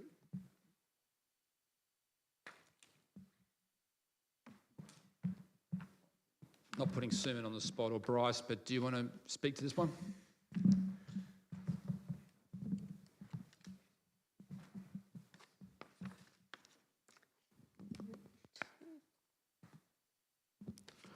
I guess in terms of this here, it is a number of the things that we've touched on here today in regards to the July meeting and workshop being held there.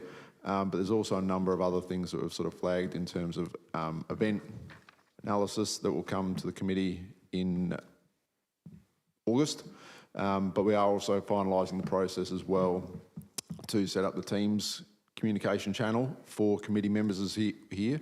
That will allow us to share large documents, provide additional information in an easy way there, and allow us to maintain that council's record keeping is kept in that process as well. So that will be a process that comes out to committee members to sign up for that, and we'll get that going and use that as much as we can. And I think that will additionally assist with communication between administration and the committee members about upcoming priorities. In particular in terms of identifying things that can be put on future agendas to be considered. Thank you, Bryce. Yeah, Alex, Alex's question. Is it fair to assume, I'm not familiar with Teams so much because I'm an Apple guy, but is there an app that you can utilise that interface with? Yes, 100%. So yes, there is. Thank you, Alex. Any other questions? Should we be asking to move it to finish this item? Or is it just comments? No. No. No. Okay. can move on to item 9, questions without notice. Any questions?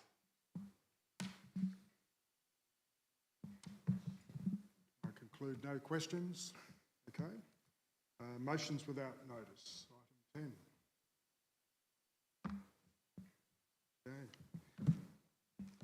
That call the meeting closed at 9 p.m. Thank you, everybody. Schmick.